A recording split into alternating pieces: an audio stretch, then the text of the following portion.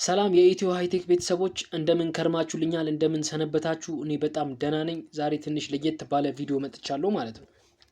እና ስለ ዩቲዩብ የማናውቃቸው ብዙ ሚስጥሮች አሉ ከነዛ ሚስጥሮች ውስጥ እኔ የተወሰኑትን አጋራችኋለሁ ማለት ነው። ለእናንተ ቪዲዮአችንን ላይክ ቻናላችንን ደግሞ ሰብስክራይብ ማድረግ አይረሳ ሰብስክራይብ በጣም ያስፈልገናል ዲስ አካውንት ነው ስለዚህ ሰብስክራይብ ማድረግ አይርሱ ቀጥታ ወደ ቪዲዮ ይገባለሁ ማለት ነው። ዩቲዩብን የፈጠሩት እነማን ናቸው ብለን ስንጀምር የፔፓል ሰራተኞች ናቸው ሶስት ናቸው ቻድ ሄርሊ ስቲቭ ቼን እና ቻውድ ኬሪ ይባላሉ ማለት ነው። መቼ ተመሰረተ ለሚለው ጥያቄ ደግሞ ስንመለስ መልሱን የተመሰረተው እንደ ኢሮፒያን አቆጣጠር ፌብሩዋሪ 14 2005 በኢትዮጵያ አቆጣጠር ደግሞ የካቲት 7 1997 ዓ.ም ላይ ነው ማለት ነው። የመጀመሪያዋ ቪዲዮስ ምን ትመስል ነበር የሚለውን ሚአት ዘዙ ትባላለች ርዕሷ በቻውድ ኬሪ አማካኝነት አፕሪል 23 2005 ላይ ነበር ማለት ነው። ይህ ማለት ከሰሩት ከአንድ ወር ከምናምን በኋላ ማለት ነው። ዩቲዩብን ክሬት ካደረጉት ከአንድ ወር ከምናምን በኋላ ዩቲዩብ የመጀመሪያዋ ቪዲዮ አፕሎድ ተደረገባት ማለት ነው። ለማን ተሰራ አላማውስ ምን ነበር የሚለው ደግሞ በጣም የሚያስገርም ጉዳይ እዚህ ጋር ነው ያለው። ዩቲዩብ መጀመሪያ ሲታሰብ የታሰበው አሁን ልክኛ ሁላችንም እንደምንጠቀመው ኖርማል ሰው ምናምን ገብቶ ምናምን በቀላሉ የምንጠቀመው አፕሊኬሽን እንዲሆን ታስቦ አልነበረም የተሰራው። በመጀመሪያ የተሰራው የመጀመሪያ የቪዲዮ ማጋሪያ ጥረቶች ነበሩ። የቪዲዮ ማጋሪያ ጥረት ስንል ለምሳሌ እንደ ኢሜል ምናምን ያሉ ማለት ነው። ሁለተኛው ደግሞ ለፍቅር ጓደኛ መፈለጊያ ነው። ዘ ሳይት ታስቦ ነው የተሰራው እንጂ ዩቲዩብ አሁን ላይ እንደምናየው እንዲከፍል ምናምን ታስቦ የተሰራ አፕሊኬሽን አይደለም። በመጀመሪያ ዩቲዩብ ቪዲዮ ማጋሪያ ጥረት ነበር መጀመሪያ ላይ በእነሱ ክሪት ያደርጉት ማለት ነው። መስራቾቹ በአንድ ወቅት በተደረገ ግብዣ ላይ የተቀረጹትን ቪዲዮ በኢሜል ለመላክ ሲሞክሩ ነው ፋይሉ በመክበዱ ምክንያት ለመላክ ባለመቻላቸው ይህንን ሀሳብ መጥቶላቸው ይህንን ዩቲዩብን የሚባል አፕሊኬሽን ወይም ድረገጽ ክሬት እንዲያደርጉ የተገደዱት ማለት ነው። ሁለተኛው ደግሞ የፍቅር ጓደኛ መፈለጊያ ነው ብያቸዋለሁ። እሱ ደግሞ ዘ ሳይት የሚገርመው መጀመሪያ ላይ ሲጀምሩ ሰዎች ራሳቸውን ቪዲዮ አስተዋውቀው የፍቅር ጓደኛ ምናምን ሊፈልጉበት ታስበው የተሰራ ነበር እንጂ ልክ አሁን ላይ እንደምናየው ዩቲዩብ ክሬት ተደረገው ክፍያ ሊሰጥ ምናምን ታስቦ የተሰራ ምናምን ነገር አልነበረም ማለት ነው። ማንም ተራሶም ሊጠቀሙ ታስቦ የተሰራ አፕሊኬሽን አልነበረም ማለት ነው። እድገቱና ሽያጩስ እንዴት ነበር ምን ይመስላል የሚለውን ጠቅላላ ሳረጋላችሁ ደግሞ ዩቲዩብ በጣም ፈጣን እድገትና በማሳየቱ ከተመሰረተ ከአንድ አመት ከ8 ወር በኋላ በ2006 ዓ.ም አካባቢ ማለት ነው በ2006 ዓ.ም አካባቢ ጉግል በ1.65 ቢሊዮን ዶላር ይገዛዋል ማለት ነው። በ1.65 ቢሊዮን ዶላር ይገዛዋል። ከዚያን ጊዜ ጀምሮ ነበር ዩቲዩብ በአለማችን ላይ ከጉግል ቀጥሎ ሁለተኛው ትልቁ የፍለጋ ሰርች ኢንጂን ሆኖ ማለት ነው። በአሁኑ ሰዓት ዩቲዩብ ለመዝናኛ ለዜናና ለገቢ ምንጭነት የሚያገለግል በቢሊዮኖች የሚቆጠሩ ተጠቃሚዎች ያሉት ግዙፍ መድረክ ነው ማለት ነው። የመጀመሪያዋ ቪዲዮ ሚአት ዘዙ ከላይ እንደጠቀስኩላችሁ ቅድም እቺ ነች ቪዲዮዋ ይኸው እዚህ ጋር አጋራችኋለሁ ለእናንተም እቺን ተመልከቷት ማለት ነው።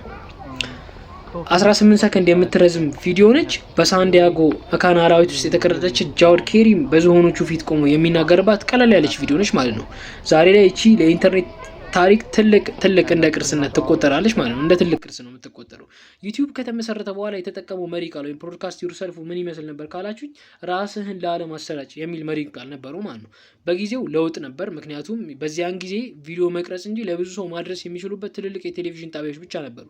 በፊት ላይ ቪዲዮ ተቀርጻለህ ግን ለአሰራጫው ብትል አሁን ላይ ዩቲዩብ ላይ ቲክቶክ ላይ እንደምትለቀው አትችልም ነበር ማለት ነው። በጣም ፋይሉ እስኪገባ ረጅም ጊዜ ይፈልግ ነበር ማለት ነው። እና ሰዎች በፊት ላይ የሚታወቁት ምናምን በብዙ ጊዜ በቴሌቪዥን ጣቢያዎች ላይ ነበር ማለት ነው። ለምን ተሳካለትስ የቴክኖሎጂው ሚስጥር ምንድነው ካላችሁኝ ዩቲዩብ ከመፈጠሩ በፊትም ቪዲዮ የሚለቀቅባቸው ድረገጾች ነበሩ አልነበሩም ሳይሆን ነበሩ። ነገር ግን እነዛ ዩቲዩብ ከሌሎች የተሻለ ያደረገበት ምክንያት አንደኛው ፍላሽ ቪዲዮ ነው ኤፍኤልቪ ማለት ነው። በወቅቱ የነበረው ኢንተርኔት ፍጥነት ግምት ውስጥ ያስገባ ቴክኖሎጂን ተጠቀመ። ምን ማለት ነው ይሄ? መጀመሪያ ላይ ድሮ ላይ የሚጠቀሙት ድረገጾች እነዛ አፕሎድ ሲደረግባቸው ቪዲዮ በጣም ተረጋግተው በጣም በዘገመ ሁኔታ ነበር የሚገቡት ማለት ነው። ቪዲዮቹ አፕሎድ የሚሆኑት ለሰው የሚደርሱት እነዚህን ታሳቢ አድርገው ሰሩበት ማለት ነው። እነዚህ ሶስት ሰዎች ማለት ነው። ሶስት ሰዎች የምትመለከቷቸው ናቸው። ያው ቪዲዮ ላይ አስገብቼላችኋለሁ። እነዚህ ሶስት ሰዎች ናቸው ማለት ነው። የመጀመሪያው ቫይራል ቪዲዮስ ምን ተመስል ነበር ካለ የብራዚላዊው እግር ኳስ ተጫዋች ሮናልዲኒሆ የናይክ ማስታወቂያ ሰርቷል ማለት ነው በ2005 ዓ.ም ያኔ ነው በ2005 ዓ.ም በዩቲዩብ ላይ 1 ሚሊዮን እይታ ቪዲዮ የተመዘገበው ማለት ነው። የመጀመሪያው ቪዲዮ በመሆንም ታሪክ ሰርቷል ማለት ነው። ቫይራል ይወጣ የሮናልዲኒዮ የናይክ ማስታወቂያ ሰርቷል። እና የገቢ ምንጭነት ዩቲዩብ ፓርትነር ፕሮግራም በመጀመሪያዎቹ አመታት ዩቲዩብ ምንም አይነት የገቢ ምንጭ አልነበረም። ነገር ግን በ2007 ዓ.ም ላይ ፓርትነር ፕሮግራም ሲጀመር ተጠቃሚዎች የሰሩትን ቪዲዮ በመለጠፍ ከማስታወቂያ ገቢ እንዲያገኙ ተፈቀደላቸው ማለት ነው እንጂ እስከ 2007 ማለትም ከ2005 ላይ የተሰራ ኤፕሪል ላይ ምናምን አንድ አመት ከ6 ወር ከ7 ወር ምናምን ካለፈ በኋላ ራሱ ዩቲዩብ አይከፍልም ነበር። ለማንኛውም ሰው የገቢ ምንጭ ሆኖ አልነበረም ታስበው የተሰራው። ጸጥ ብለህ ቪዲዮን እዛ ላይ ወስደህ አፕሎድ ታደርጋለህ ራስን ታስተዋውቅበታለህ እና ብቻ ነው ማለት ነው። ዛሬ ላይ ያለው መረጃ በየደቂቃው ከ500 ሰዓት በላይ የሚረዝሙ ቪዲዮዎች በየቀኑ ዩቲዩብ ላይ ይለቀቃሉ ማለት ነው። በዓለም ላይ በብዛት ከሚገኙ ድረገጾችም በብዛት ከሚጎበኙ ድረገጾች ሁለተኛ ደረጃ ላይ ተቀምጧል ዩቲዩብ ማለት ነው። መጀመሪያው ያው ይታወቃል።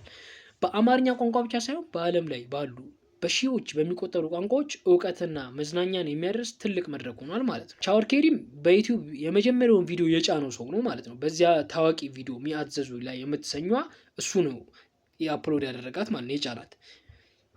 ቻድ ሄርሊ የመጀመሪያው ዋና ስራ አስፈጻሚ ሲኢኦ ነበር። የዩቲዩብን አርማ ሎጎም የነደፈው እሱ ነው፣ ቻድ ሄርሊ ነው። ሶስተኛው ስቲቭ ቼን ዋናው የቴክኖሎጂ መኮንን ሲቲኦ ነው ማለት ነው። እሱ ደግሞ ሻወር ኬሪም የተወለደው በጀርመን መርሴልቡርግ የምትባል አካባቢ ነው። አባቱ ባንግላዴሻዊ ነው፣ እናቱ ደግሞ ጀርመናዊ ነች ማለት ነው። ከዛ በኋላ ወደ አሜሪካ ተሰደው ነው እዛ ነው ያደገው ሻወር ኬሪም። ስቲቭ ቼን ደግሞ የተወለደው በታይዋን ቴፒ በ15 ዓመቱ ነበር። እሱ ደግሞ ከቤተሰቦቹ ጋር የተሰደደው ማለት ነው። ቻድ ሄርሊ ደግሞ የተወለደው በዛው በአሜሪካ ነው፣ ፔንሲልቬኒያ የምትባል ግዛት ውስጥ ነው ማለት ነው። ቻድ ሄርሊ የዛው ሀገር ተወላጅ ነው። ሁለቱ ሰዎች ደግሞ ሻወር ኬሪም እና ስቲቭ ቼን ተሰደው የመጡ ሰዎች ናቸው ማለት ነው። ሶስቱም በቴክኖሎጂ ዓለም ትልቅ ስም የሰጡት አሜሪካ ውስጥ መኖር ከመጀመሩ በኋላ ነው እንጂ እነዚህ ሁለት ሰዎች ከዛ በፊት እንደዚህ አይነት ነገር ምናምን አያስቡም ነበር ማለት ነው። ልክ ግን እዛ ከሄዱ በኋላ እነዚህ ሁለት ሰዎች ከዚህ ከቻድ ሄርሊ ጋር ይገናኙና ለሶስት ይሄንን እቅድ ያወጡታል ማለት ነው። እና አብዛኞቻችን ዩቲዩብን ማንክሬት አደረገው እነዚህ የመሳሰሉትን መረጃዎች አብዛኞቻችን አናቅም ነበር። በዛሬ ቪዲዮ እንዳወቃችሁ ተስፋ አደርጋለሁ። ቪዲዮም እንደተመቻችሁ ተስፋ አደርጋለሁ። ስለዚህ ላይክ ማድረግ እንዳይረሳ፣ ቪዲዮን ቻናላችንን ደግሞ ሰብስክራይብ ማድረግ እንዳይረሳ። በቀጣይ በሌላ ቪዲዮ እስክንገናኝ መልካም ጊዜ ለሁላችንም ስል ቪዲዮን በዚህ ያጠናቅቃለሁ ማለት ነው።